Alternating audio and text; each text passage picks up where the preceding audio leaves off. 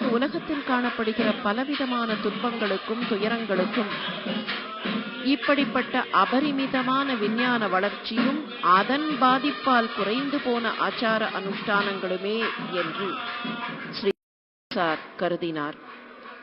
காலப்போக்கில் மாறுதல்கள், மக்களின் நாகரீக மோகம், அதனால் கலாச்சாரத்திலும் பண்பாட்டிலும் ஏற்பட்ட சிதைவுகள், இவைதாம் இன்றைய பல்வேறு துன்பங்களுக்கு காரணம் என்பதை அவர் மிக தெளிவாக சொன்னார். இன்றைக்கு 21ஆம் நூற்றாண்டில் வாழ்ந்து கொண்டிருக்கிற நமக்கு குடிநீரை கூட பேக்கிங் செய்து பாட்டில்களிலேயும் அதற்கான உபகரணங்களிலேயும் கொண்டு செல்வது என்பது வழக்கமாகி போய்விட்டது.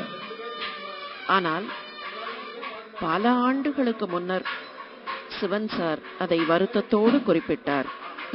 தண்ணீரை கூட இனிமேல் பேக்கிங்கில் தான் கொண்டு போக வேண்டியிருக்கும் என்று தீர்க்க தரிசனமாக அவர் குறிப்பிட்டார். தம்முடைய தீர்க்க தரிசனத்தினாலும் தொலைநோக்கினாலும் மட்டுமல்ல, தம்முடைய கிருபையினாலும் காருண்யத்தினாலும் இந்த பூமியில் அவதார புருஷராக நடமாடி, கிருபாவசியனாக நடமாடி நமக்கெல்லாம் கருணையை அருள் பாலித்தவர் ஸ்ரீ சிவன் சார்.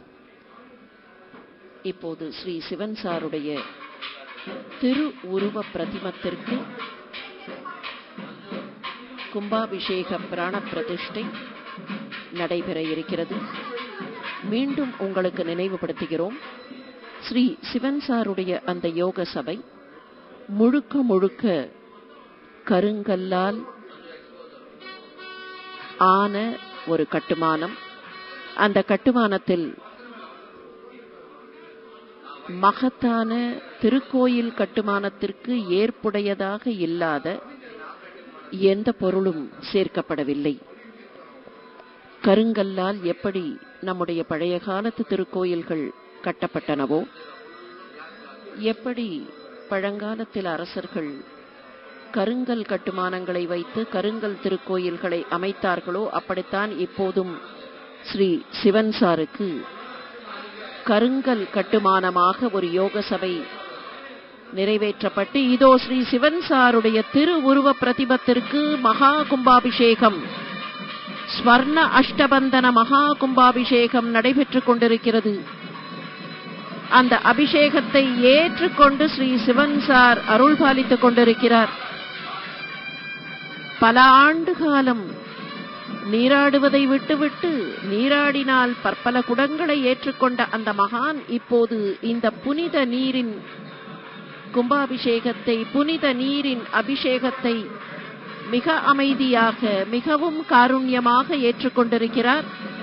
ஸ்ரீ சிவன் சாருடைய திரு உருவ பிரதிமத்திற்கு நடைபெற்றுக் கொண்டிருக்கிற ஸ்வர்ண அஷ்டபந்தன மகா கும்பாபிஷேக பெருவிழா.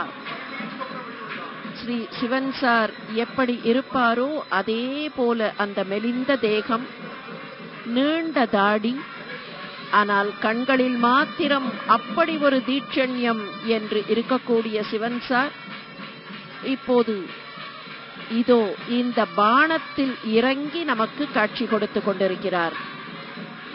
பாணத்தில் சாதாரணமாக உருவத்தை செதுக்க முடியாது, அது எந்த வடிவத்தில் அமைகிறதோ அந்த வடிவம்தான் என்பார்கள்.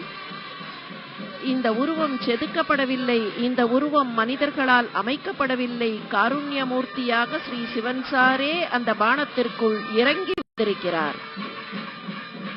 தீட்சண்யமான கண்களால் நம்மை பார்த்து கொண்டு மிக அமைதியாக அந்த அமைதியை, ஞானத்தை நமக்கும் வெளிப்படுத்திக் கொண்டு ஸ்ரீ சிவன் சார் பரமகாருண்யத்தோடு இந்த கும்பாபிஷேகத்தை ஏற்றுக்கொண்டிருக்கிறார். சிவன் சாரை எல்லோருமாக இதோ தொழுது நமஸ்காரம் செய்கிறோம். ஜீவன் முக்தி மகானந்த சாட்சிபூதாய யோகினே மகாஸ்வாமி கனிஷ்டாய சிவார்யாய நமோஸ்துதே, சிவார்யாய நமோஸ்துதே, சிவார்யாய நமோஸ்துதே என்றே சிவன் சாரை அனைவரும் வழிபடுவோம். தேயு ஸ்வரூபமாக இந்த பூமியில் நடமாடிய அந்த ஸ்வரூபத்திற்கு இப்போது அப்புவினால் கும்பாபிஷேகம்.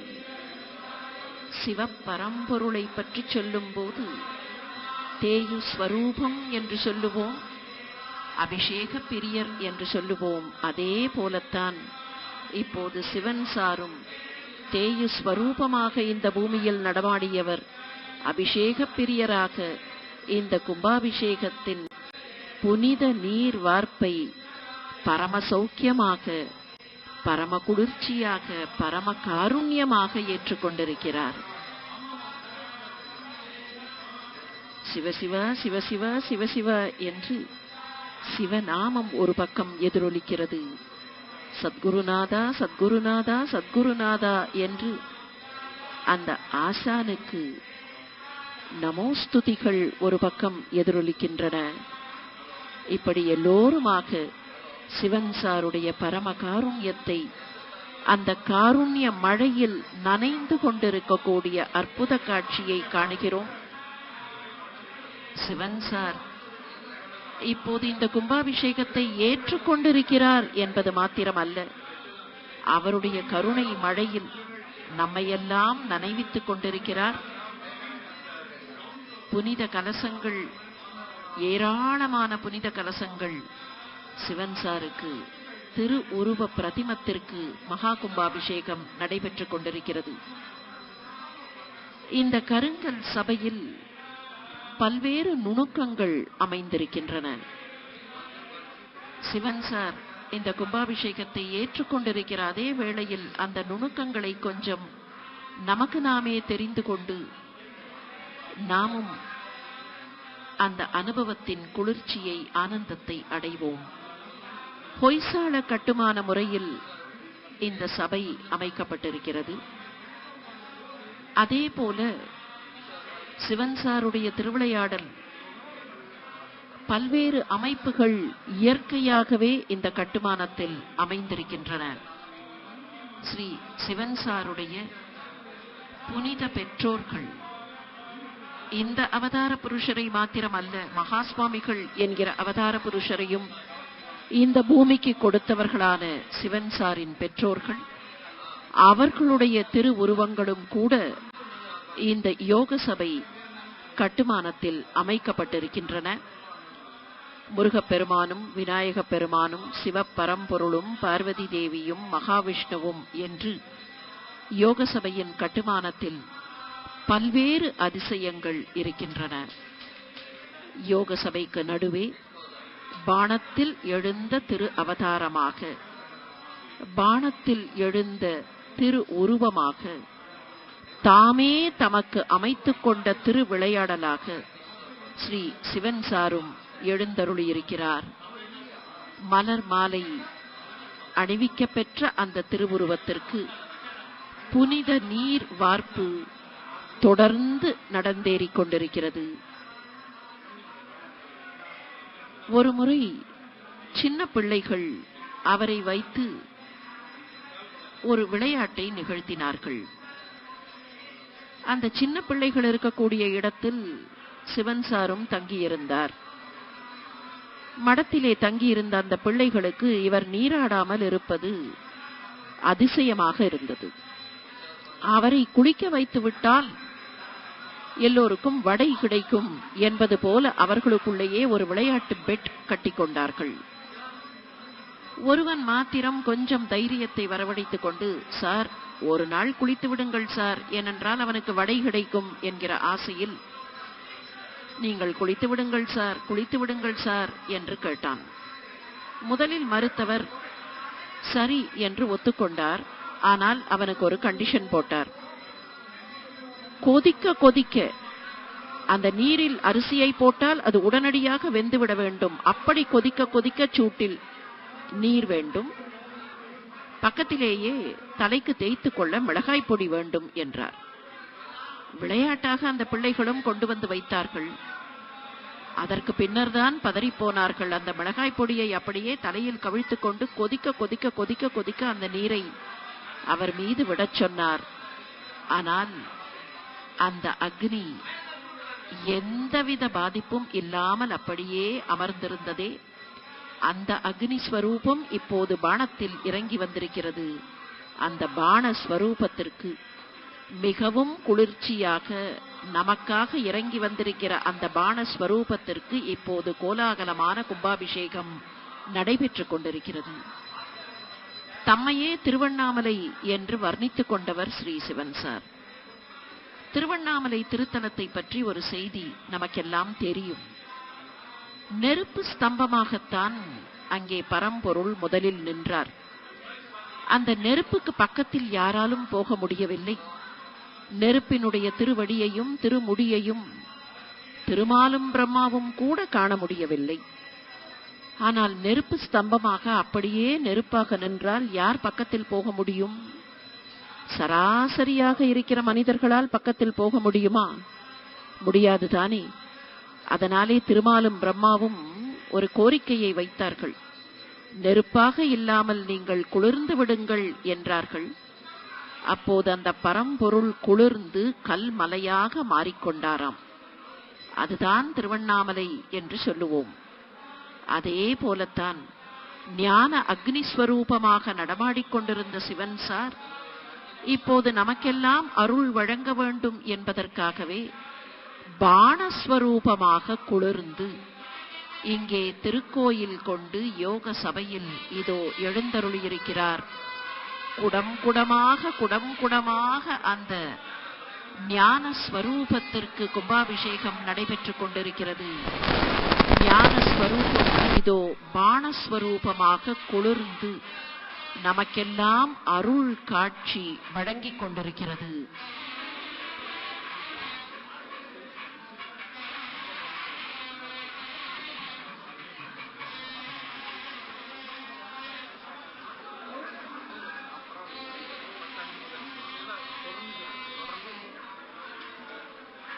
ஸ்ரீ சிவன் சாருடைய யோக சபையில் ஸ்வர்ண அஷ்டபந்தன மகா கும்பாபிஷேகம் தொடர்ந்து அபிஷேக பிரியராக சிவ பரம்பொருளின் ஸ்வரூபமாக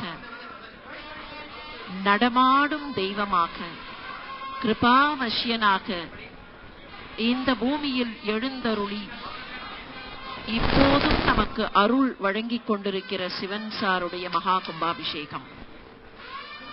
சிவன் சார் சில ஆண்டுகளுக்கு முன்னர் மனித வடிவத்திலே நடமாடினார்.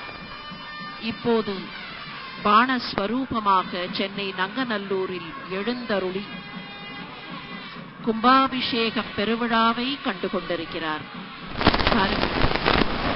குடமாக அந்த புனித கலச நீரை அவர் மீது வார்க்க எவ்வளவு அமைதியாக எல்லாவற்றையும் ஏற்றுக்கொண்டு சிவன் சார் கோலாகலமாக நமக்கு அருள் காட்சி, அன்பு காட்சி வழங்கிக் கொண்டிருக்கிறார். ஸ்ரீ சிவன் சாருடைய ஸ்வர்ண அஷ்டபந்தன மகா கும்பாபிஷேகம் சென்னை நங்கநல்லூரில் நடைபெற்றுக் கொண்டிருக்கிற இந்த திருக்காட்சியை தரிசித்துக் கொண்டிருக்கிற பக்தர்கள் அனைவருக்கும் தொடர்ந்து ஒரு நல்ல செய்தி. உங்களுடைய ஸ்ரீ சங்கரா தொலைக்காட்சியில் இதைத் தொடர்ந்து முசிறி அருள்மிகு ஸ்ரீ சந்திரமௌலீஸ்வரர் திருக்கோயில் அஷ்டபந்தன மகா கும்பாபிஷேக காட்சிகள் நேரடி ஒளிபரப்பாக இன்னும் சில மணித்துளிகளில் வர இருக்கின்றன. ஸ்ரீ சந்திரமௌலீஸ்வர பூஜையை தொடர்ந்து நடத்திய மகா சுவாமிகளின் பூர்வாசிரம சகோதரராக மகா ஞானியாக நமக்கு அருள் வழங்குகிற ஸ்ரீ சிவன் சாருடைய யோக சபை ஸ்வர்ண அஷ்டபந்தன மகா கும்பாபிஷேகத்தில் ஸ்ரீ சிவன் சாருடைய திரு உருவ பிரதிமத்திற்கு புனித நீர் இப்போது வார்க்கப்பட்டு கொண்டிருக்கிறது. இந்த புனித நீர் வார்ப்பின் பல்வேறு பூஜைகள் நடைபெற்றுக் கொண்டிருக்க ஸ்ரீ சிவன் சார் புனித கும்பாபிஷேகம் காணுகிறார். ஸ்ரீ சிவன் சாருடைய இந்த அருளை பெறுகிற அதே நேரத்தில் தொடர்ந்து ஸ்ரீ சந்திரமௌலீஸ்வரர் திருக்கோயில் மகா கும்பாபிஷேகமும் நேரடி ஒளிபரப்பாக வர இருக்கிறது.